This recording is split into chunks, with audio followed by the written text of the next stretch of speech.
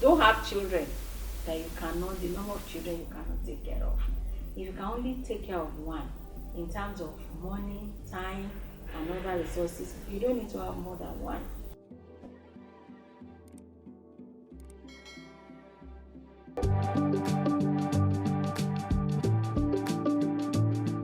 Parenting is a divine assignment.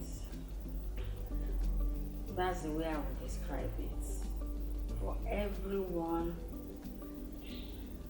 that desires to be a parent. Unfortunately, although it's a divine assignment, it's not something an assignment you take up because you wish to be a parent per se.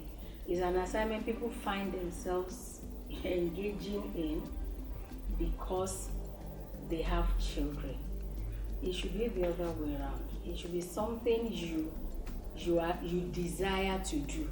Then you have children because you desire to be a parent. But now it's the other way around. You are a parent because you have children. But you should be a parent because you desire to answer to that call, to that divine assignment, to that divine call. So then you have children because you understand the task, and then you are willing to take it up and do it according to God's purpose and design. So parenting is a divine assignment for everyone that desires to take it up.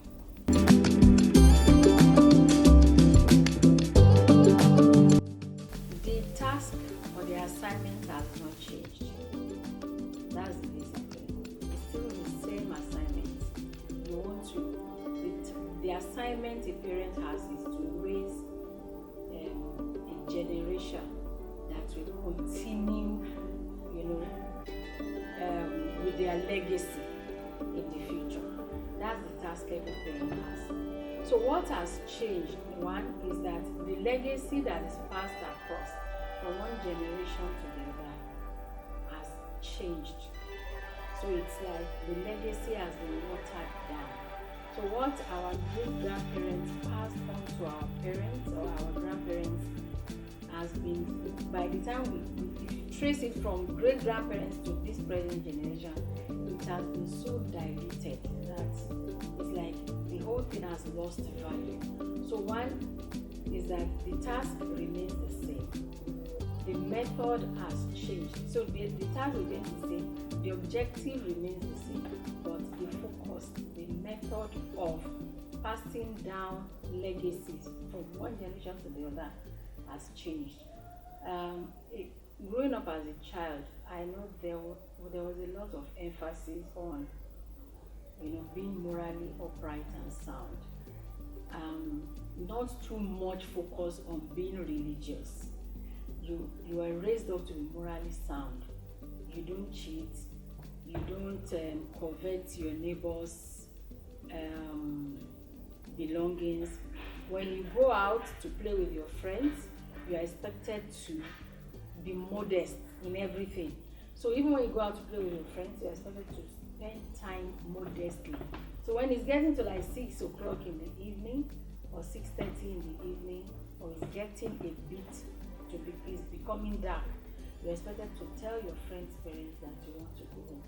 And if you don't know, if it doesn't occur to you as a child that you should go home, then your parents' friends, who also the most times happen to be your friends' parents, will politely tell you it's time to go. Even if they don't say it politely, you don't get angry because you are told to go home. So, we were raised like that, with that high standard of moral lifestyle. These days, what you see is there's a lot of, the inverse is what we see. So there's a lot of emphasis on religion, and it is not backed up by that high moral standard that we were raised on. That is one. Then another thing is that parents of today think that high moral standard that was handed over to them by their parents was harsh. So they don't want their children to go through the same kind of harshness according to their definition. But some of these things can be relative. So I think basically those are the main differences I can point out at this time.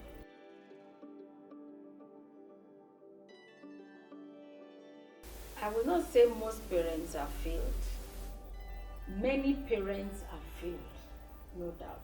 But I won't say most parents. We'll say I have a lot of parents who carry on this assignment consciously and intentionally.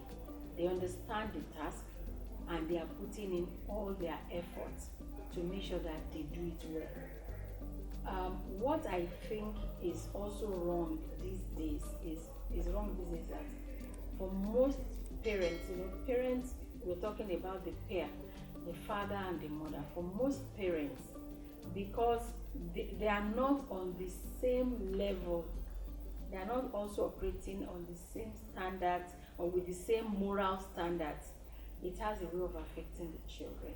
So most times you see that it might be the woman that has that iron standards of moral upbringing that she brought from her own home into a marriage. And because that's the way she was raised, she wants to pass it across to her children. If her husband does not have something similar to that kind of upbringing, there is already that gap in the standards the mother is bringing and what the father is placing on the table. So once there is that gap, the first thing is they need to bridge that gap between the two of them. If they bridge the gap successfully, it's easier for them to impact their children in the same way. But once that gap remains, or they widen it, they are not doing anything consciously to reduce that gap, then they are going to have problems. Sometimes it is the father of the house that has a high standard and the mother does not have it. So you see the mother thinking that the father is too hard on the children and she wants to pamper the children.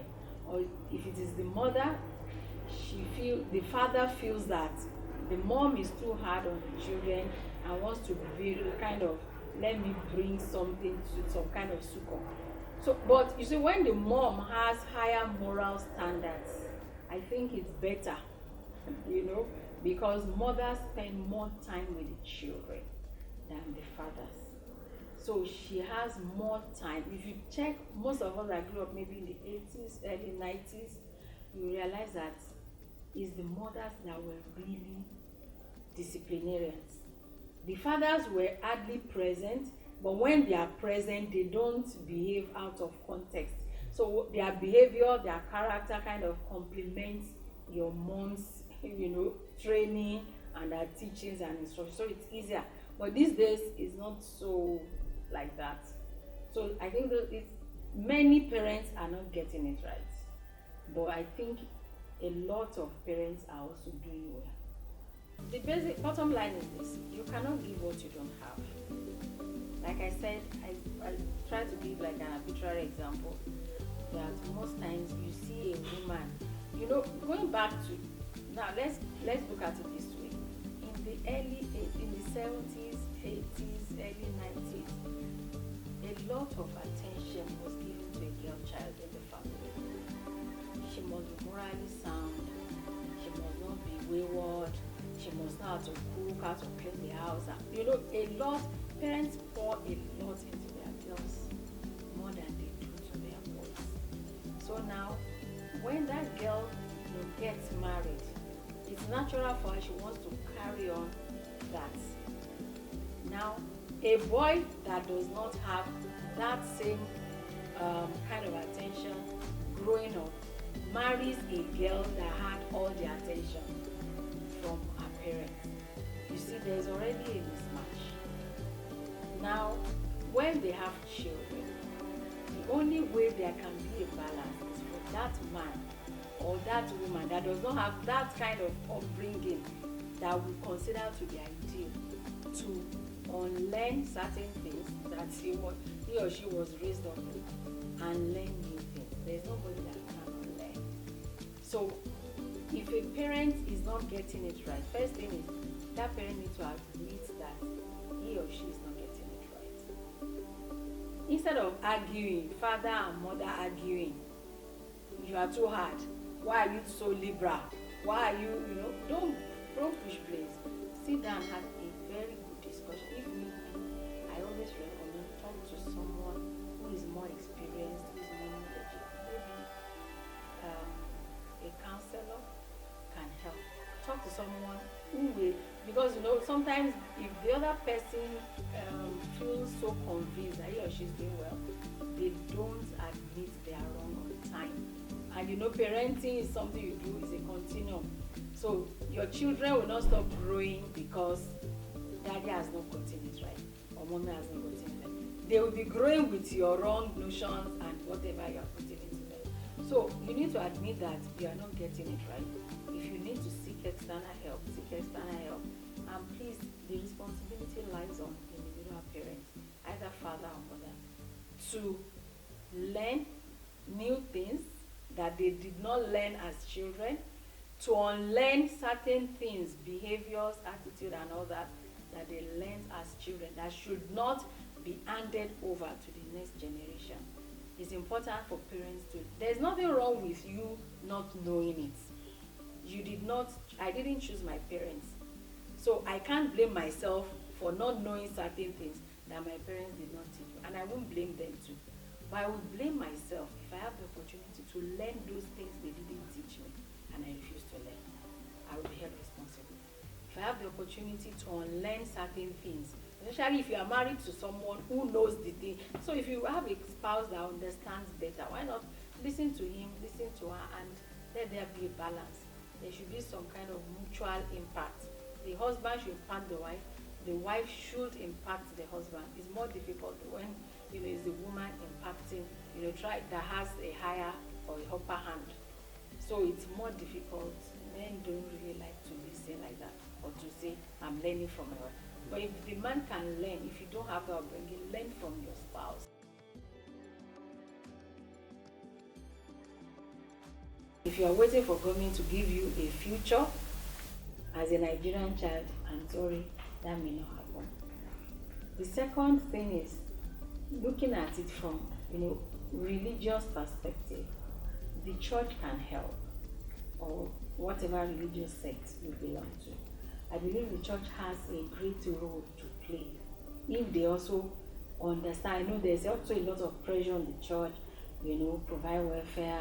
There's this issue, there's that issue. They want to pray, So the church has a role to play in ensuring that moral upbringing, they balance spiritual things with that moral upbringing. Teach it and make sure that it is practiced. Do whatever it would be, if it's within your power, to make sure that children are taught to be morally sound.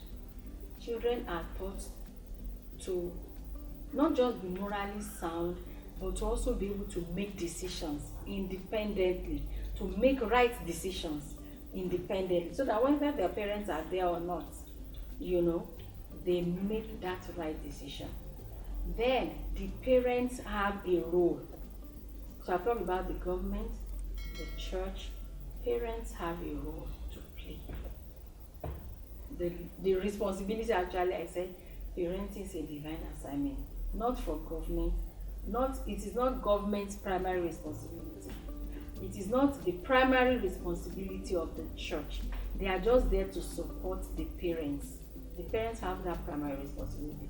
Their role as government, as church, as even school, is to support, to create that enabling environment so that you can do your assignment without too much stress and in a way that you'll be able to cope with. The responsibility lies with the parents. Don't have children that the number of children you cannot take care of.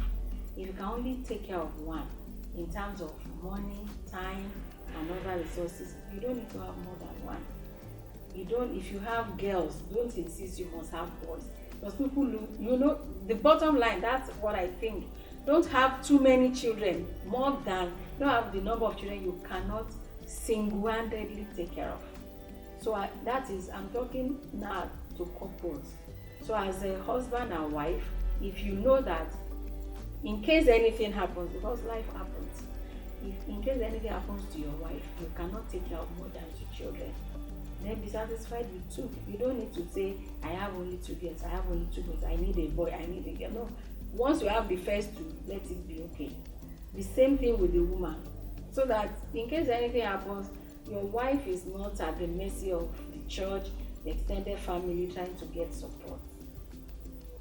So she can single-handedly take care of them and continue life with those children. We don't need to have very large families. We will not, because if you really want your children to yield some kind of dividend to you in the future, you really need to invest in them. So when you have too many, it becomes a problem for you. You can never be too sure or certain that your husband will be with you till your old age or till all your children graduate from school. So plan to have the number of children you can care for, the way you will love to care for them. The number of children you know that when you are done, you can go back to God who gave them to you and say, I have done my best. And then ultimately, as children grow up, we need to let them know that whatever they become in the future is also their responsibility. It's one thing to teach your children, to instruct them, to model a godly lifestyle before them. That's your own role. Ultimately, the child has a responsibility to choose and to choose the path he or she wants to follow. So we need to let children understand that they are ultimately responsible for their